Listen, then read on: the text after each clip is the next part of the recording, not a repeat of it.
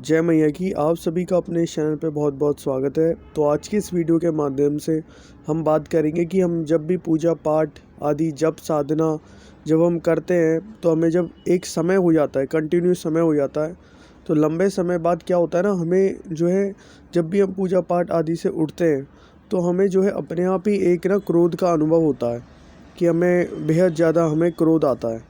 चाहे वो कोई व्यक्ति भी हो तो उसके ऊपर इतना क्रोध आएगा कि हम उसको मारने पीटने को भी आ जाएंगे। ऐसा हमें क्रोध आता है और हमारा मन करता है कि हम उसे मार दें, ऐसे करके हमें हमारे अंदर से इच्छा बनने लग जाती है। तो ये क्रोध आने का हमारा कारण क्या है?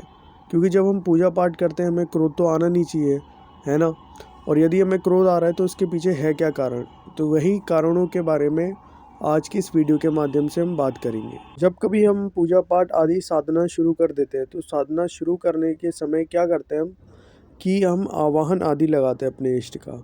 जब हम आवाहन आदि इष्ट का लगाते हैं तो एक चीज़ होती है हमारे अंदर, शरीर के अंदर, और हम जब भी देखते हैं कि पूजा पाठ हम जब भी करते हैं शुरू, तो उसके बाद जो होता है हमारे जीवन में, हमारे व्यक्तित्व में, कैरेक्टर में, बहुत चीज़ों में जो होता है बदलाव आने शुरू हो जाते हैं।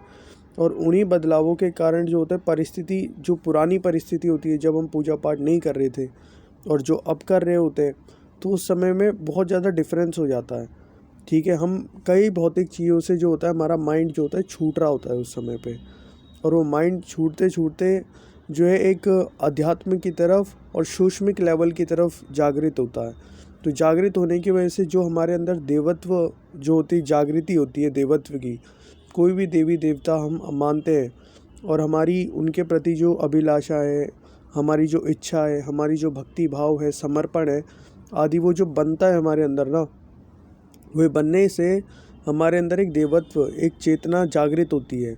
वह चेतना जो है हमें सभी प्रकार के मनुष्यों की तरफ, ठीक है, एक भाव उत्पन्न करती है और हमारे अंदर एक माहौल बनाती है शांति का।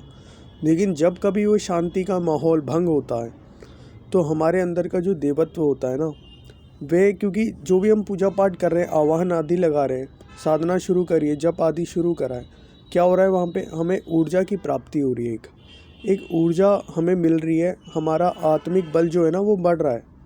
और लेकिन जो हमारा करंट आत्मिक बल होता है ना, वह उतनी क्षमता नहीं होती कि वह उस ऊर्जा को ग्रहण कर पाए अपने अंदर, उस ऊर्जा को संभाल पाए। चाहे वो माता काली इतनी जो है पूरे, मान लो इस विश्व की देवी है, ठीक है, उनकी ऊर्जा आप समझ सकते कि उनकी ऊर्जा कहीं पे भी ख़त्म नहीं होती है।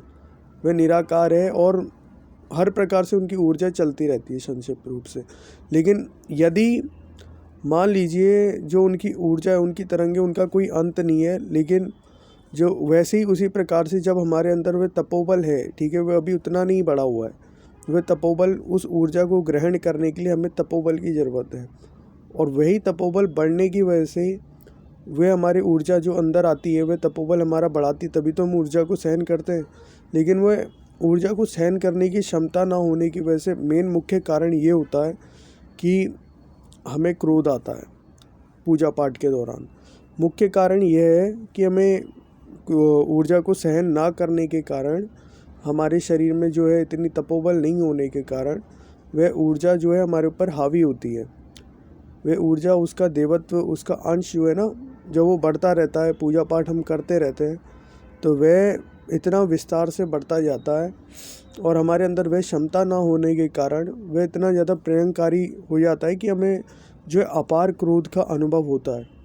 चाहे कोई व्यक्ति, जैसे हम पूजा पाठ से उठते हैं, कोई व्यक्ति हमें टोक रहा है कि ऐसे कर रहे हो, ऐसे कर रहे हो, ऐसे करो पूजा, ठीक है, या किसी भी प्रकार से वह अपने बीच में आता है, हमारे बीच में, हमारी पूजा पाठ के बीच में, हमारा उस समय पे क्या होता है ना, इष्ट के साथ हमारी मेल मिलाप हो रही होती है, हमारी भक्ति, हमारा भाव बन रहा होता है। लेकिन उस भाव के बीच में कोई आता है ना, तो उस समय पे ऐसा भी मन करता है कि हम किसी व्यक्ति को, उस व्यक्ति को जो हमारे बीच में आ रहा है, हम उसे मार दें, जान से मारने का भी मन करता है। और वो व्यक्ति होता क्या है ना, जो जिस व्यक्ति पे ऐसा हमें अनुभव होता है, ये वो व्यक्ति कहीं ना कहीं जो है तामसिक चीज़ों से अट्रैक्ट रहता है या नेगेटिविटी से किसी प्रकार की। क्योंकि हमें जो हमारे अंदर देवत्व है वह किसी भी प्रकार से किसी को भी आघात जो है उसका आहत करने का नहीं सोचता है, ठीक है, वे दिव्य शक्ति कभी किसी का आहत करने की नहीं सोचती है। लेकिन जो व्यक्ति तामसिक भाव से किसी तामसिक चीज़ों से जुड़ा हुआ है, ठीक है, उसके जो जुड़ाव है वे किसी तामसिक चीज़ों से, उसी व्यक्ति के ऊपर जो है अधिकतर मेन क्रोध का अनुभव होता है। एक जो पर्सनल एक मतलब मान लीजिए जो व्यक्ति है कि मान लो इकलौता एक व्यक्ति जो होता है ना, आपके परिवार में कोई ना कोई ऐसा होगा जो ड्रिंक आदि करता होगा, तो उस पे ही आप देखोगे कि आपको क्रोध का ज़्यादा अनुभव होता है। क्योंकि आपका जो मेन जो आपकी जो पॉजिटिव ऑरा है, आभा मंडल है आपका, वह उन चीज़ों को जो है कंसिस्ट नहीं कर पा रहा, उनसे मैच नहीं कर पा रहा। आपकी वाइब्रेशंस जो पॉजिटिव वाइब्रेशंस है ना, वे वाइब्रेशंस उन लोगों से नहीं मैच कर पा रही है, और आपका देवत्व, आपकी चेतना उन लोगों से ऊपर उठ चुकी है।